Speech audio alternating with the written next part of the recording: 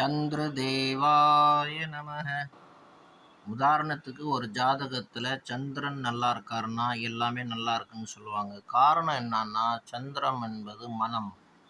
மனம் நல்ல மனம் கெட்ட மனம் இரண்டு மனம் வேண்டும் இறைவனிடம் கேட்டேன். இந்த மாதிரி பல கவிஞர்கள் பல பாடல்கள் பாடியிருப்பார்கள், நீங்கள் கேட்டிருப்பீங்க.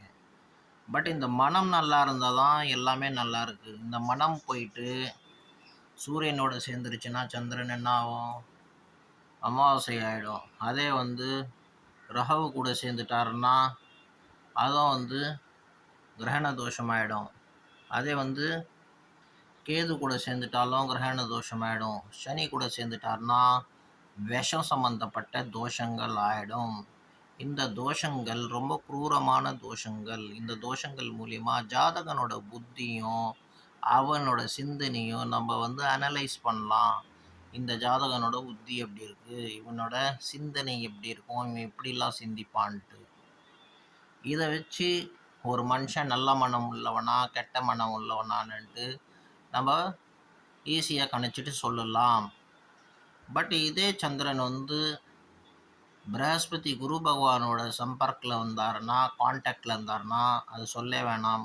நல்ல ஒரு ஆத்மாவாக இருப்பான், நல்ல மனம் உள்ளவனாக இருப்பான். சுக்கிரனோட சேர்ந்து இருந்தால் நல்ல ஒரு ஆத்மா மனம் உள்ளவனாக இருப்பான். புதன் கூட சேர்ந்திருந்தாலும் சொல்லவே வேணாம், புத்தி சாத்துரியம் உள்ளவனாக இருப்பான்.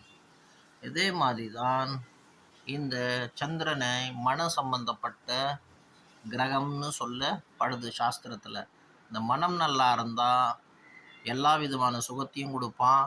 மனசை செதற விட மாட்டான். மனசை கண்ட்ரோலில் வச்சுப்பான். எப்படி குதிரையை மூக்கனா கயிறு போட்டு சாரதி கையில் பிடிச்சி வச்சுருக்காரோ அந்த மாதிரி புத்தி அவன் மனசை கட்டுப்படுத்தி வச்சுருக்கோம். இந்த மாதிரி உங்கள் ஜாதகத்துலேயும் எப்படி இருக்குன்னு அதை அனலைஸ் பண்ணணும். நிறைய கிரகங்களோட பார்வைகள் பார்க்கணும், டிகிரி பார்க்கணும். வெறும் இந்த கிரகங்கள் கூட இருந்துட்டால் மட்டும் இல்லை, பார்வை இருந்தால் மட்டும் கெட்டு போயிருக்காது. டிகிரி அனலைஸ் பண்ணணும், சஷ்டபலம் பார்க்கணும், திக்பலம் பார்க்கணும். இதெல்லாம் பார்த்து அனலைஸ் பண்ணி ஜாதகனுக்கு பூர்ணமான பலன் சொல்லணும். சந்திர தேவாய நமக.